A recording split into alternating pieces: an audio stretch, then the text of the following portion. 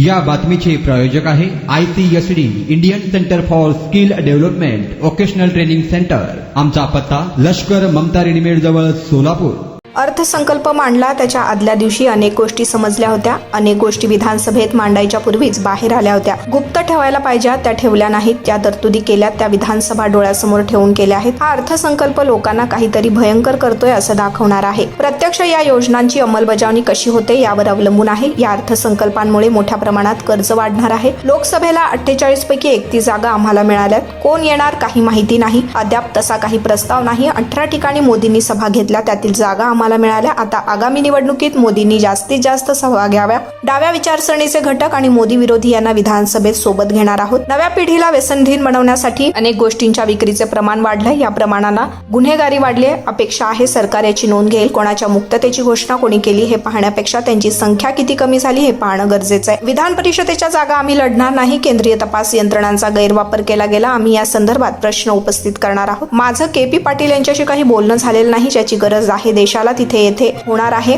असं असताना छापे टाकणं योग्य नाही। सत्तेचा गैरवापर करून हे छापे टाकून एक प्रकारे दहशत निर्माण करण्याचा प्रयत्न ही कारवाई कोल्हापुरात झाली। मात्र कोल्हापूर जिल्ह्यात अशा ठिकाणी गोष्टींना कोणी भीक घालत नाही। ते 10 पैकी आम्ही 8 येतो अशी एक आली आहे। बेकायदेशीर असेल त्यावर ऍक्शन घेतली असेल तर काही अडचण नाही। 10 वर्षांपूर्वी निर्माण झाले तेव्हा झोपा काढत होतात काय? राज्याचा अर्थसंकल्प जाहीर झाला, तुमचं यावर नेमकं काय मत? सगळं म्हणजे एक असं आहे की अर्थसंकल्प जेव्हा मांडला जातो त्याच्या आधीच्या संबंधीची माहिती ही बाहेर येता कामा नये ही पद्धत आहे। त्याला म्हणतात अर्थसंकल्प फुटला। काल अर्थसंकल्प मांडला पण त्याच्या आदल्या दिवशीच्या वर्तमानपत्रात काय काय होणार आहे या संबंधीची माहिती आली। मला इथल्या वर्तमानपत्राचं माहिती नाही, पण मुंबईच्या पेपरमध्ये मुलींच्यासाठी शिक्षण व्हावं हे आधी छापून आलं होतं। याशिवाय महिलांना प्रति दिवशी इतकी रक्कम दिली जाईल हे छापून आलं होतं। वारीच्या प्रत्येक दिंडीला 20,000 रुपये दिले जातील हे छापून आलं होतं। अशा अनेक गोष्टी विधान भवनात तो मांडण्याच्या पूर्वीच बाहेर आल्या होत्या।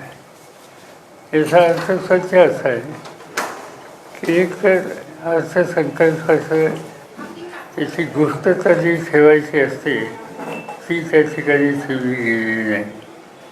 आणि दुसरी गोष्ट म्हणजे अर्थसंकल्प बघितल्याच्यानंतर ज्या गोष्टी प्रत्यक्ष कृतीत येणार नाहीत, याच्यासाठी पुरेशी तरतूद नाही, अशा गोष्टींची मांडणी त्या ठिकाणी केलेली आहे।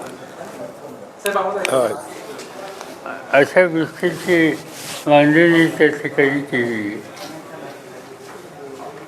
सवन अर्थसंकल्प 3 महिन्यांनी होणारी विधानसभेची निवडणूक रस्त्यामध्ये ठेवून मांडलेला आहे। ज्या तरतुदी केल्या त्या तरतुदी लोकांच्या पर्यंत पोचायला कित्येक महिने लागतील, कारण तरतूद करायची कमी रकमेची आणि प्रत्यक्ष सुचवायचं की अधिक रक्कम दिली जाईल। म्हणजे तुम्ही एकंदर जमा, एकंदर महसुली तूट आणि एकंदर लागणारी आवश्यकता या 3 गोष्टींचे आकडे बघितले त्या आवश्यकतेच्या पेक्षा कितीतरी कमी रकमेची उपलब्धता आहे।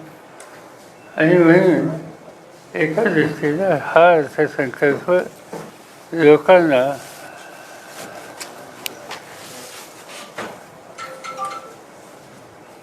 एक काहीतरी भयंकर करतो असं दाखवणार आहे।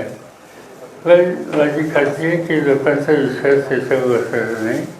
आणि 2 की जरी विधानसभेच्या निवडणुका नजरेसोबत ठेवून हे आलं असेल तरी प्रत्यक्ष त्याची अंमलबजावणी कितपत होईल याची शंका माझ्यासारख्याला आहे। ह्या अर्थसंकल्पात ज्या योजना सांगितलेल्या आहेत त्या प्रत्यक्षात येतील की नाही याबद्दल तुम्ही शंका व्यक्त केली. मात्र अजितदादा काल म्हणाले की पूर्ण या सगळ्याचा याला किती खर्च येणार आहे ह्या बजेट ठरवून आता मी पहिल्यांदाच अर्थसंकल्प सादर करणार 10व्या वेळा हे अर्थसंकल्प सादर करतोय, त्यामुळे सगळ्या बाबी लक्षात घेऊनच हा अर्थसंकल्प आम्ही सादर करतो. साधी गोष्ट अशी आहे की मी एखाद्या गोष्टीला मी 100 रुपये खर्च करणार म्हणजे आणि माझ्या खिशात 70 येतात, तर मी 100 खर्च कसा करणार? प्रश्न असा आहे की तुमच्याकडे वसुली जमा किती आहे, एक वसुली खर्च किती होणार आहे, 2 आणि जमण्यापेक्षा खर्चाची रक्कम अधिक असल्यानंतरची गॅप आहे, ती गॅप कशी भरणार याची तरतूद न करता आणि खर्च करणारे म्हणजे आम्ही विचारपूर्वक हे ठरवलं सांगितलं, त्याला काही फारसा अर्थ नाही. अजित पवार गटाचे 5 आमदार परत आपल्या पश्चिम महाराष्ट्राचे काही आमदार आपल्याकडे येणार, ते आता आमचे अध्यक्ष जयंत फाशी आणि या लोकांना माहिती माझी काही कोणाची प्रत्यक्ष भेट नाही. त्यांना स्वागत असतं काही आमदार चर्चेत बघूया आता कोण येते. तुमच्याकडे काही नाव आहेत का? चर्चा झाली विधानसभेची यापूर्वी आपण दरवाजे दरवाजे सोडून गेलेल्यांना नसणाऱ्या आपल्या पक्षाचे बघूया असं आहे प्रस्ताव तर येईल ना, अजून प्रस्तावच नाही. निदान माझ्यासोबत अध्यक्षांच्या समोर असेल तर तो म्हणजे कसं भाषा झालेल्या निवडणुकांवरून वाटते तसे काही हालचाली बघूया आता काय होतं. सर, बजेट जे आहे ते विधानसभा डोळ्यासमोर ठेवून केलं गेलं असेल असं तुम्ही म्हणताय. तुम्हाला वाटतं का की लाडकी बहीणसारखी योजना असेल किंवा कृषीचं वीज बिल माफ असेल याचा काय फायदा होईल महायुतीला असं वाटतं एकूणच ज्या पद्धतीने ह्या योजना दिलेल्या आहेत? ते प्रत्यक्ष अंमलबजावणी कधी होईल त्याच्यावर आहे एक. आणि समजा की ही वीज माफी हा निर्णय खरंच राहू तर आज वीज मंडळाची स्थिती काय? त्यांना जो तोटा होतोय तो तोटा भरून करायची तरतूद जर झाली नाही, ती झाली नाही तर ते राबवले जाणार आहे का काय याची शंका आहे ना.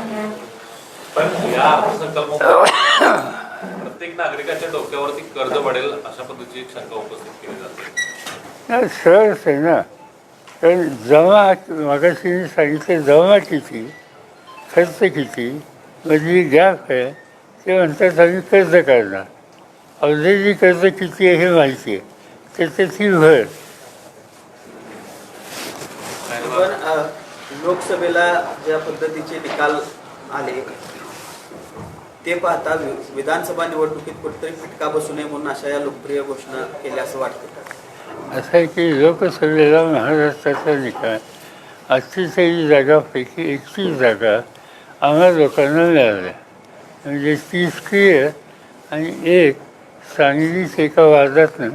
पण नंतर त्यांनी जाहीर केलं की आमच्यावर ते बसणार आणि त्या पार्लमेंटमध्ये ते आम्हा लोकांच्यावर बसले. त्यामुळे 31 जागा, असं 48पैकी 31 जागा ज्या विचाराच्या निवडून येतात त्याचा अर्थ ट्रेंड काय लोकांचा स्पष्ट होतं. आणि त्याच्यावर जो धसका घेतला आहे त्यातून हे सगळं भाषेचा फुलवरा असलेलं बजेट या ठिकाणी मांडले.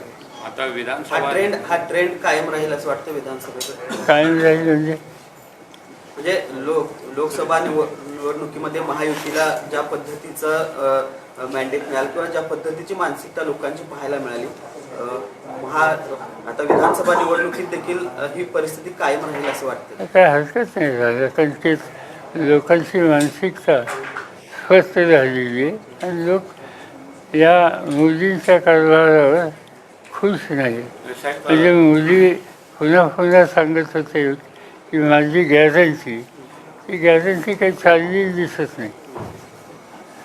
आणि आणखी एक गोष्ट त्याच्यात मोदींची आहे की सवन प्रचाराचा भाग स्वस्त हा मोदींच्यावर होता.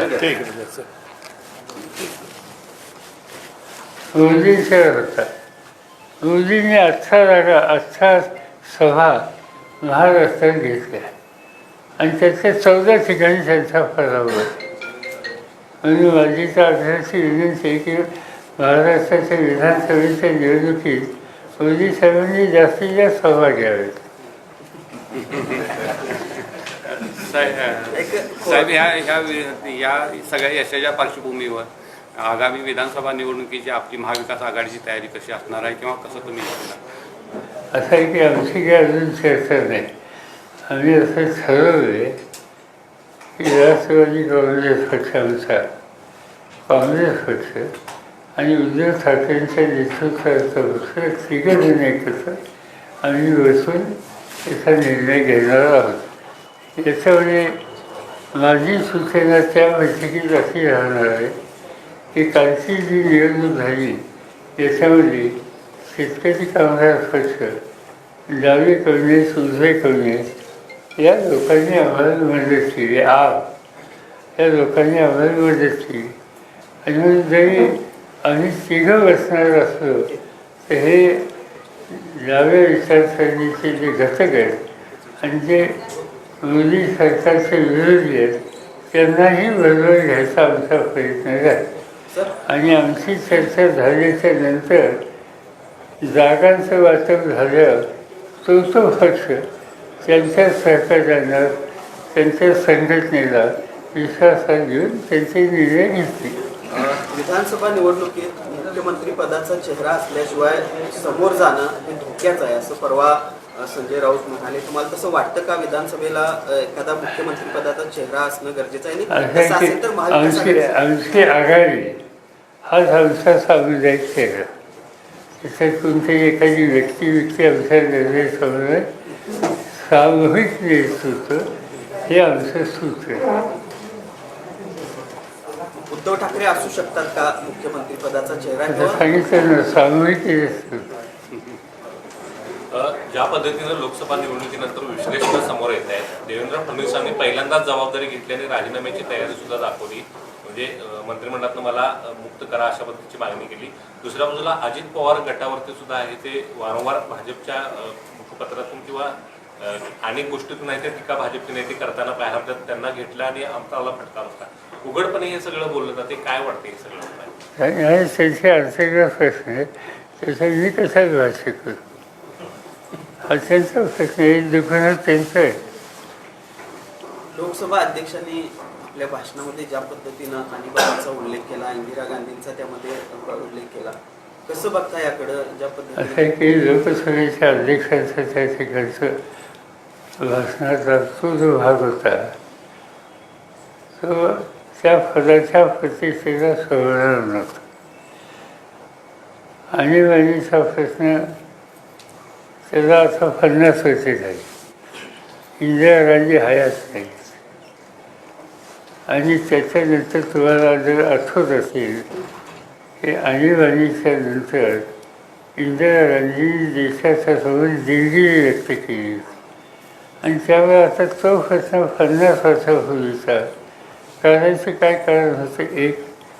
आणि दुसरी गोष्ट अशी की स्पीकर त्यांची जबाबदारी का राजकीय भाषण असं भाष्य करण्याची. पण त्यांना काही ते सुचवलं असेल ते बहुतेक बोललेले असते आणि ते काही जे काही भाष्य केलं ते आम्हाला अजिबात योग्य वाटलं नाही. त्या पदाची प्रतिष्ठाला धक्का देणार नाही. आणि तिथंच नाही, इव्हन राष्ट्रपतींच्या भाषणात सुद्धा त्याचा उद्धरचा उल्लेख होता. तोही करण्याची आवश्यकता नव्हती. साहेब, राज्यात नादावून सुव्यवस्थेचा प्रश्न मांडलेला, विशेषतः पुण्यामध्ये ही अवस्था वाईट आणि असं आहे की पुण्यामध्ये गेले काही दिवस पुढे येते की नव्या पिढीला व्यसनाधीन बनवण्यासाठी ज्या गोष्टीचा प्रचार किंवा विक्री केली जाते ती वाढलेली आहे असं दिसते. आणि हे वाढतं प्रमाण एकंदर कायदा आणि सुव्यवस्थेच्या दृष्टीने अत्यंत घातक आहे.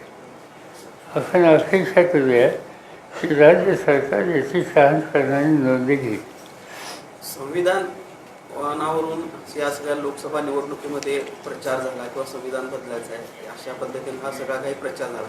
त्यानंतर शशी थरूरांनी परवा शपथ घेताना शेवटी जय संविधान म्हटलं, ज्याला लोकसभा अध्यक्षांनीच आक्षेप घेतला. कसं बघताय?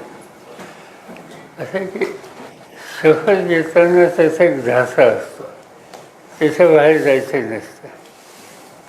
आणि अनेकदा नवीन किंवा निवडून आलेले सभासद शपथ घेताना त्या झास्याच्या बाहेरचा काही उल्लेख हे करतात आणि ते केल्याच्या नंतर जे कोणी स्टेजवर असतील त्यांना थांबावं, त्याच्यात काही फारसही नाही.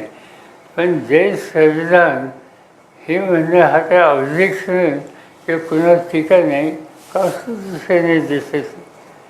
शपथ मी घेतली, आपण म्हणतो शपथ घेतल्याच्या नंतर महाराष्ट्राचा असा तर जय हिंद जय महाराष्ट्र. जय महाराष्ट्र म्हणजे काही गुन्हा नाही. राहुल गांधींकडे विरोधी पक्षनेते पदाची जबाबदारी आलेली आहे.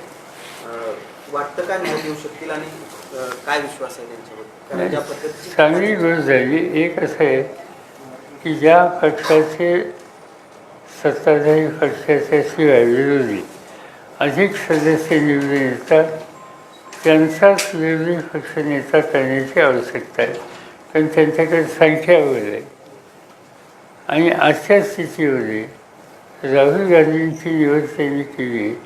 एका दृष्टीनं एक नव्या पिढीचा प्रतिनिधी, दोन पार्श्वभूमी राजकारणाची, तीन कष्ट करायची फिरण्याची प्रचंड तयारी, या सगळ्या गोष्टीला पोषक अशा प्रकारचं ते व्यक्ती होतं आणि त्यामुळे ते प्रभावी होती अशी मला खात्री आहे. पण ज्या पद्धतीनं त्यांच्याबद्दलचा एक नॅरेटिव्ह सेट केला गेला होता सत्ताधाऱ्यांकडून, त्यांच्या राजकीय कार्यक्षमतेबद्दल प्रश्न उपस्थित केले गेले होते, पप्पू असा देखील उल्लेख केला गेलेला होता. त्यानंतर आता त्यांची विरोधी पक्षनेता म्हणून निवड झाली. जी काही त्यांना दिशेने दिली कालच्या निकालानंतर कळलं ना, मग त्याच्यानंतर कोणी फफो होण्याची भूमिका आता कोणी घेत नाही. आणि दुसरी गोष्ट असं आहे की शेवटी संख्या आहे ना, त्यांच्यावर नव्यानं खासदार तर ते काही लहान येतो नाही, संख्या नाही. काँग्रेसमुक्त भारतची घोषणा केली होती भाजपनं आणि आता काँग्रेसचा विरोधी पक्षनेता त्या ठिकाणी येतोय. म्हणजे काँग्रेसमुक्त भारत एका बाजूला ही घोषणा करणं कुठेतरी असं आहे की कुणाच्या मुक्ततेची घोषणा कोणी केली ही करण्याच्या पूर्वी त्यांनी आपण कुठावलं हे बघायला पाहिजे ना.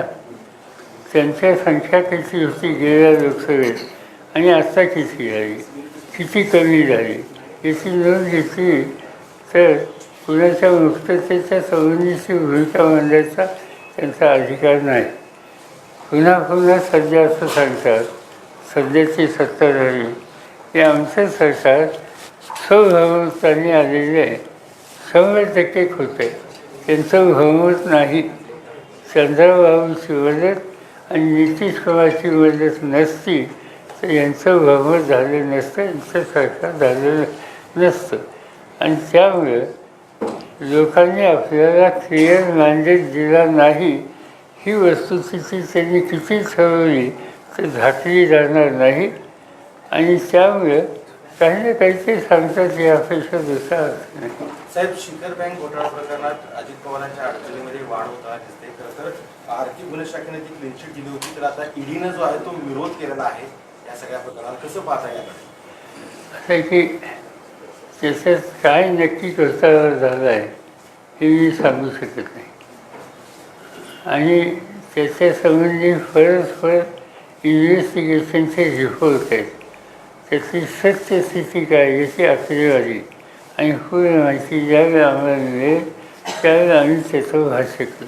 साहेब, गेल्या 5 वर्षात लोकसभेत अध्यक्षपदाची निवडणूक आता झाली, त्या ठिकाणी पूर्णपणे बहुमत एनडीएला असताना देखील ती निवडणूक लढवली गेली. आपल्याला पुढच्या सगळ्या राजकारणावर काय वाटतील तर सरकार जे की लोकसभेतलं स्थिर असेल कारण राज्यातलं देखील सरकार आपण बदलणार काही दिवस मला वेळ द्या अशा पद्धतीची भूमिका घेतली तिथेही नेमकी काय परिस्थिती वाटते? इथे राज्यात आमचा प्रयत्नच आहे.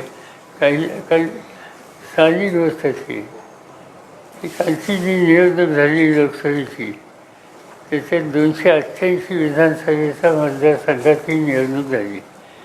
त्याचे 155 ठिकाणी भाजपचा पराभव झाला आहे.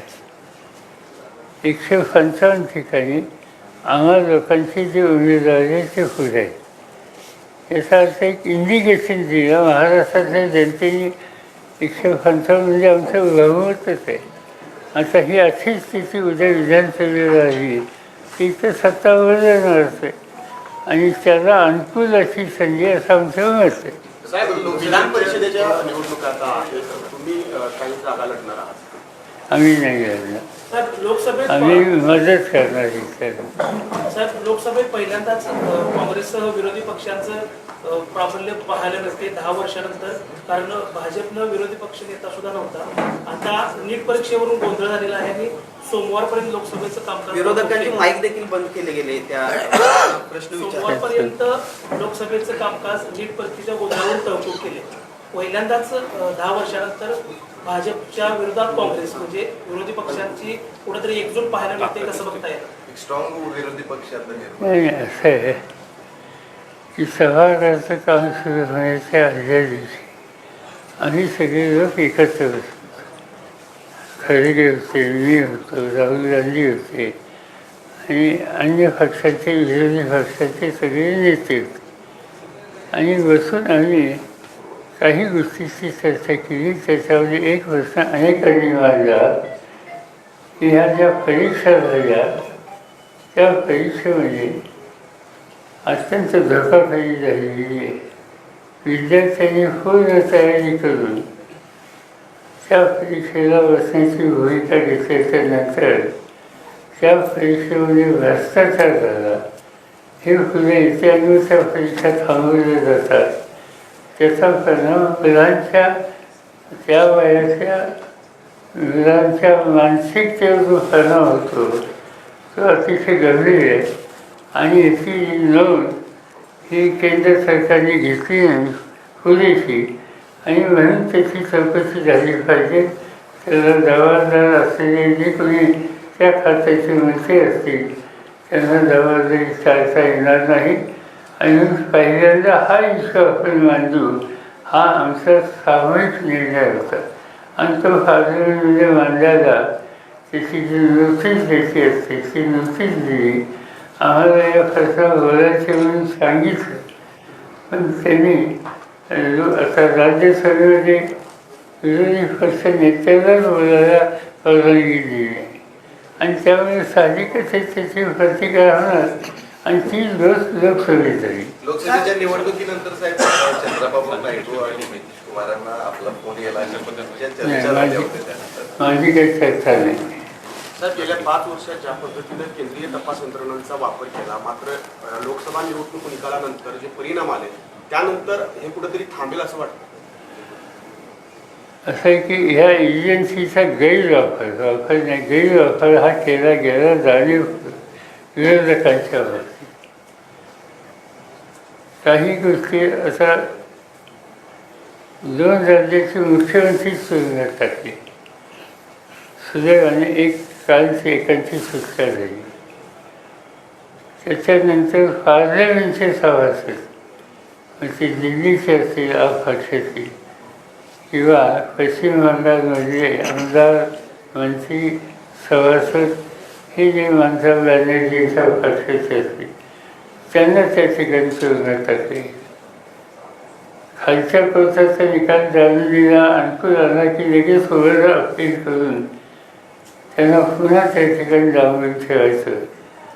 याचा अर्थ सरळ या एजन्सीच्या अधिकाराचा जाणीवपूर्वक गैरवापर केला जातो आणि हे जे केलं जातं आहे त्याच्या विरुद्धसुद्धा पार्लमेंटमध्ये आम्ही येत्या 2-3 दिवसामध्ये प्रश्न उपस्थित करण्याची मागणी करणार आहोत. साहेब त्याला जोडून एक प्रश्न आहे. हे जे तपास यंत्रणांचा गैरवापर बिजली कारखान्याच्या बाबतीत असाच अनुभव आलेला आहे. 4 दिवसापूर्वी त्यांचा डिस्टिलरी प्रकल्प सील केलेला आहे.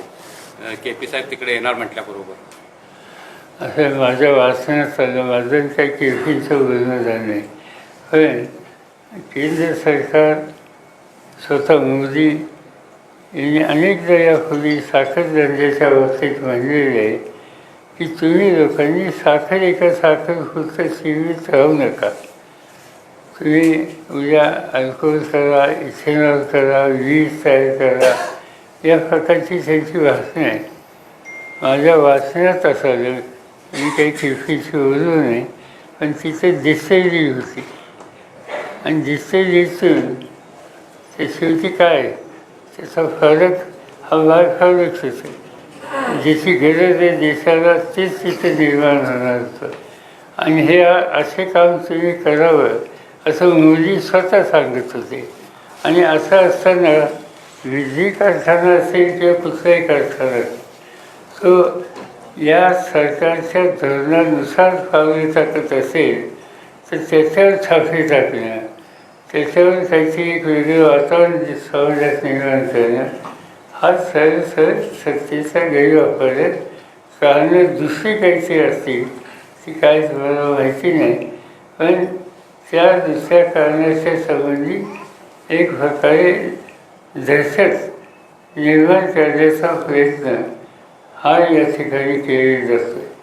पण माझ्या मते त्यांनी कारखाना चुकीचा निवडला. तर हा कोल्हापूर जिल्ह्याचा आहे आणि कोल्हापूर जिल्ह्यात अशा गोष्टीने कोणी भीक घालत नाही.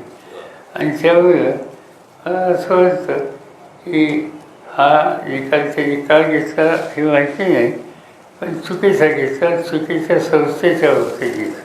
साहेब, निवडणुकांच्या तोंडावर केंद्र सरकार किंवा मोदींनी असू दे अनेक प्रकल्पांचे उद्घाटन केले, मात्र आता पहिल्याच पावसामध्ये त्या प्रकल्पाचे काय हाल आहेत आता समोर येत आहेत. अनेक ठिकाणी छत कोसळलं आहे, राम मंदिरामध्ये देखील पाणी गळत आहे.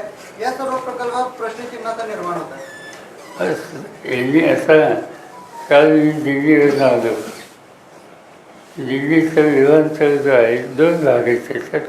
त्याचा पहिला विमानतळ त्याचं छत पडलं का विमानतळात आणि त्याच्यात एका माणसाचा एका प्रवाशाचा मृत्यू झाला.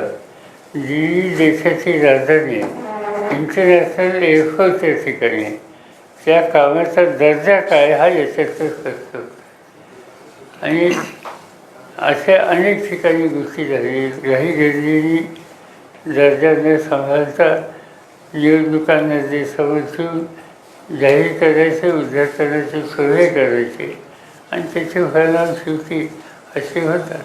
स्वबळावर केंद्रातलं सरकार स्वबळावर नाही असं तुम्ही म्हणालात. दुसऱ्या बाजूला विरोधक आता शॅडो कॅबिनेटची चर्चा सुरू आहे. विरोधक शॅडो कॅबिनेट करणार, काय भविष्य वाटतं जर अशा पद्धतीनं विरोधकांची भूमिका असेल? असं शॅडो कॅबिनेट म्हणजे काय? शॅडो कॅबिनेट म्हणजे एखादी व्यक्ती एखाद्या विषयात तज्ज्ञ असेल, जाणकार असेल आणि ती निवडून आली असेल तर तो विषय त्याच्यावर सोपवावा की तुम्ही या विषयाच्यामध्ये शासकीय धोरणात त्या संबंधीचा अधिक अभ्यास करा आणि बाकीच्या सदस्यांनासुद्धा मार्गदर्शन करा. याचा एक स्वतंत्र ग्रुप विषयवाद हा जर केला तर प्रभावीपणानं संसदेमध्ये काम करता येतं. आणि म्हणून तसा विचार आहे. अजून काही फायनल झालेली नाही.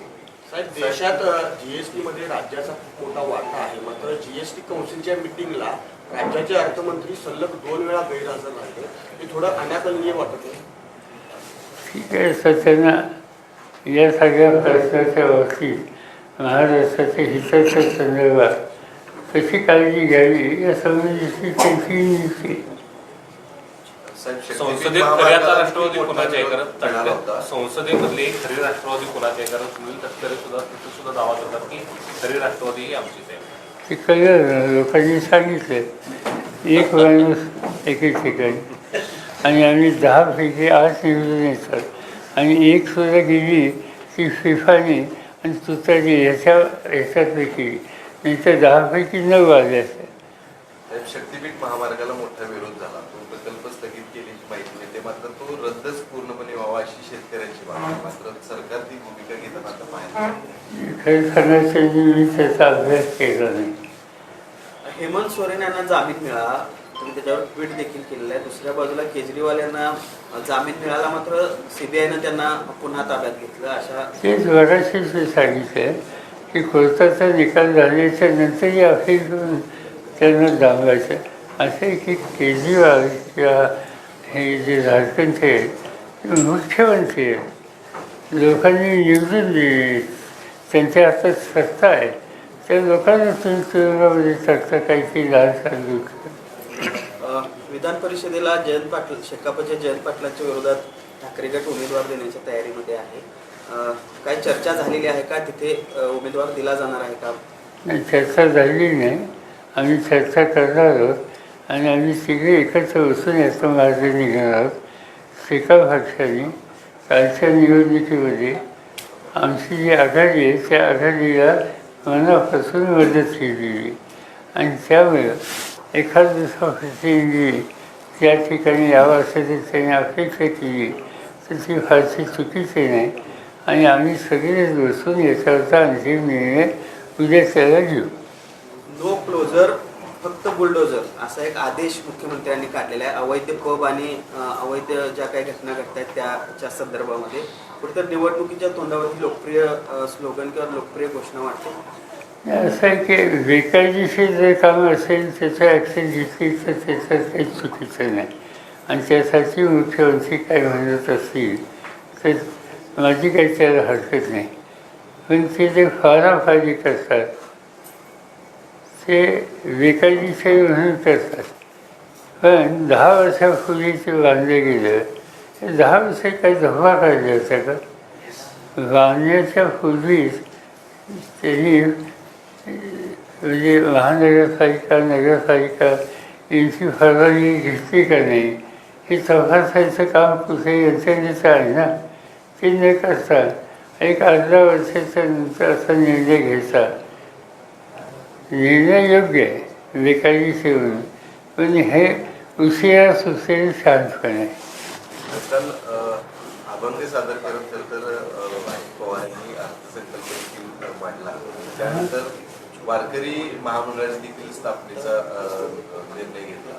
आपण देखील वारीमध्ये सहभागी होणार आहे 7 तारखेला. तर एकंदरीत या महामंडळाचा मी सहभागी मी काही चालत जाणार नाही. आमचं जे गाव आहे बारामती तालुक्यात काठाची वाडी, तिथं वारी जाते आणि माझ्या घराचे माझी आई वगैरे तेव्हापासून ते वारीच्या लोकांना जेवण देतात. यावेळी मी हजर राहणार एवढंच.